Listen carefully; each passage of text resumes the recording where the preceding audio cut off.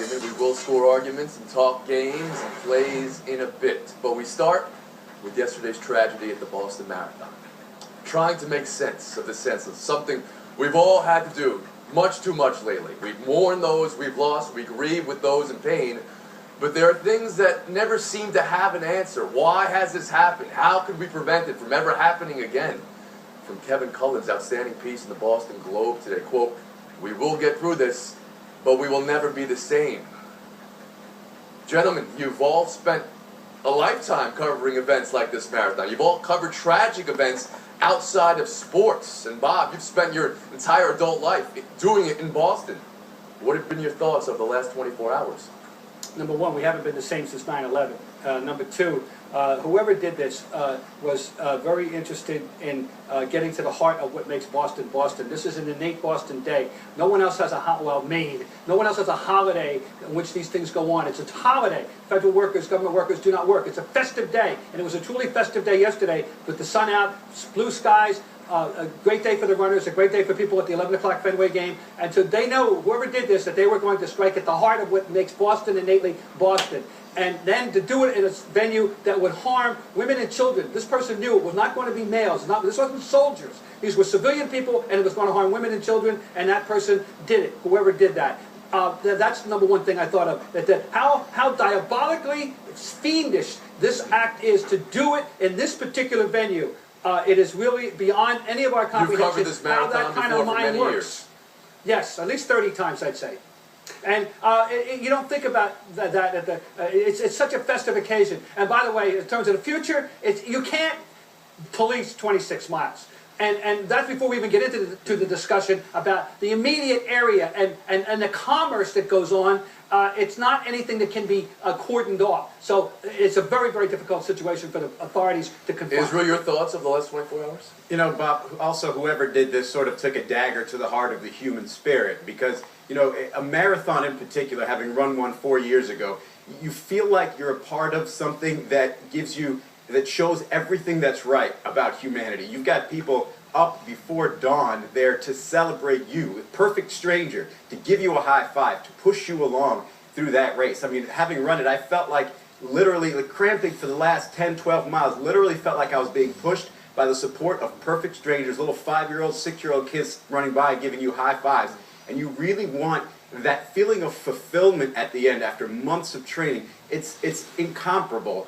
And yet to have that not only just taken away from you, but to have it replaced by just such a horrific scene with blood-soaked sidewalks and people, you know, on the verge of losing limbs. I mean, I can't imagine what that could possibly feel like to have that happen to you in such a moment where you're supposed to be celebrating so much good about sports and humanity in general. And then, you know, my other thoughts went to the city of Boston, thinking that, you know, they're very, you know, it's one of the many cities in this country that will represent this country very well with its spirit and its fight and its unity, and very similar to New York at 9/11, obviously at a greater scale. But you know, all those thoughts together just make it. It's just a sad. It's really depressing. Well, just that in fight general, will be on display going forward as we heal. Woody Page, your thoughts on the last 24 hours? As a journalist for the last 50 years or so, I can tell you that covering sports has been just a thrill for me.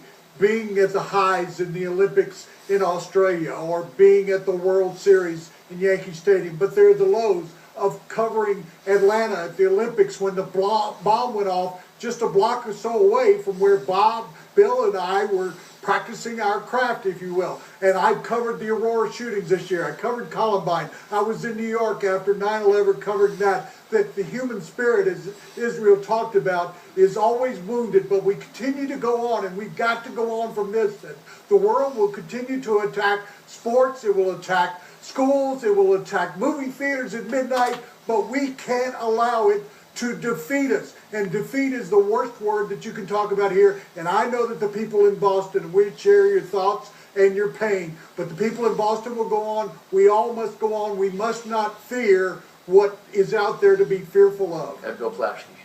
Yeah, I found it interesting. I've covered Boston Marathon. I've covered many marathons, and it's interesting when you cover a marathon. You're in the press room when the winners come in. You interview the winners. Then generally, a lot of us always walk outside to the finish line around the 4.5 hour mark because that's when the average runners start to come in. That's when you see the real sweat and strain and and the real effort put in by people who are taking one step at a time to reach their goal. That's when you get the most heart and soul, and that's how evil this was. That this happened.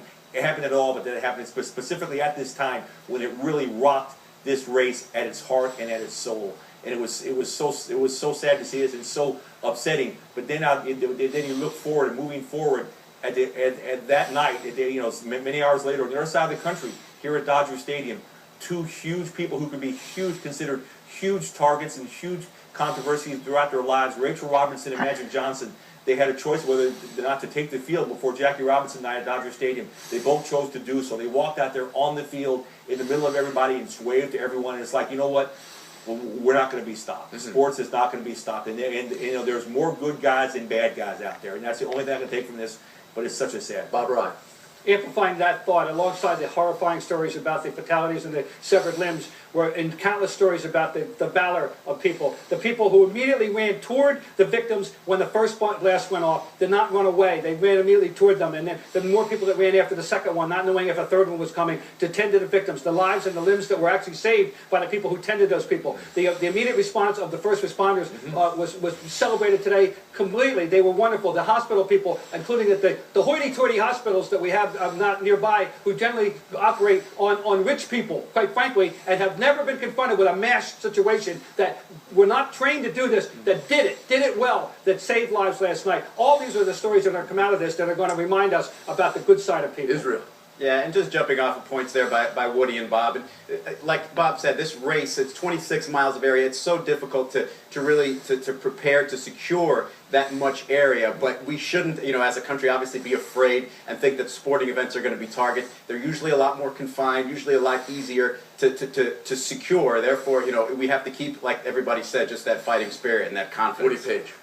I was at a Super Bowl in Miami in the 70s, Dallas Cowboys, Pittsburgh Steelers. They were filming a terrorist movie that we watched during the course of the Super Bowl, and the NFL was cooperating. And I thought at that time, I hope this never happens in this country. It is happening. We all have to be aware. When you go to sports events, be aware. When you go out, just be aware, but continue to live your lives. We've got to do that. In tragedies like this, and you can talk about Aurora, you mentioned that before, Woody Page, or Newtown this past year. The images of the tragedy stay with us forever, those horrific images. But they're not the only images, as Bob Ryan alluded to before, snapshots of courage and spirit and love. Look at this picture of former Patriot Joe Andruzzi carrying an injured runner. It could be seen minutes after the bombings. He runs a foundation for cancer survivors, and this marathon, of course, one of their big events. And we'll always remember Joe after September 11th, he and his three FDNY brothers, Staten Island's bravest and finest, such a bright light during that tragedy. And it's his actions and the actions of all first responders and heroes who provide aid and assistance that maybe we can find a measure of comfort and hope to heal our hearts. We're going to take a short break right now. When we come back, the news of the day in sports in Buy or Sell.